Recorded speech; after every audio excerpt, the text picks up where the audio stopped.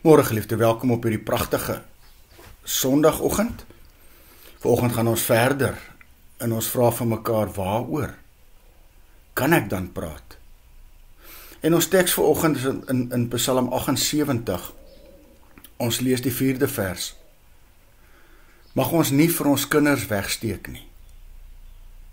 Aan die volgende geslag sal ons die roemryke dade van die Here vertel, van sy mag en die wonders wat hy gedoen het. Is dit nie aan die een kant 'n wonderlike gedeelte, maar aan die ander kant skrikwekkend nie? Maar miskien laat dit jou erg ongemaklik voel as jy vanmôre hoor dat jy met ander mense en selfs met jou kinders oor die Here moet praat. Miskien voel jy, maar jy's nie opgelei nie, jy's nie 'n teoloog nie. Sal jy ooit weet wat om te sê? Sal jy nie dalk jouself belaglik maak nie? Maar laat ek vanmôre sommer vir jou vanuit God se woord gerus stel. God verwag van geen een van ons se getuienisse om ingewikkelde redenasies oor die Here te voer nie.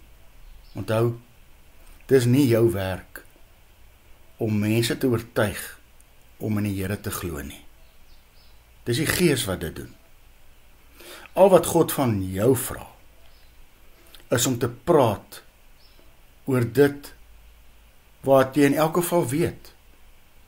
Om te vertel van dit wat die Here vir jou gedoen het, wat jy van die Here ervaar het. En kweek dan ook vanmôre die gewoonte aan om op te let na die klein dingetjies wat die Here in jou lewe doen. En dit wat iemand anders dalk beleef en jy dit sien.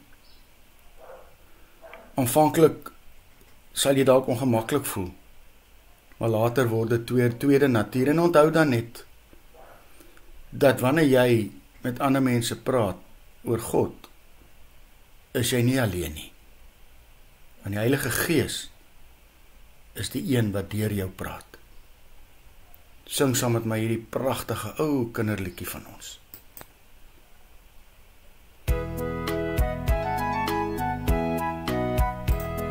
Laat ons skyn vir Jesus met 'n helder glans, skitter soos die sterre aan die hemeltrans. In die donker wêreld skyn dan skyn jy in jou klein hoekie en ek in my. Laat ons skyn vir Jesus waar ons gaan of kom. As ons lig verduister, rig die oog op hom. Uit die hemel sien hy op ons neer. Laat ons skyn vir Jesus, slegs tot sy eer. Here Jesus, dankie dat U soveel in ons lewens doen, en dat ons daar met ander kan praat. Leer ons dan vanmôre die belangrikheid om veral hieroor met ons kinders en kleinkinders te praat, om hulle dit te vertel. Amen. Liefde, mag jy saam met my op hierdie Sondag 'n wonderlike dag hê.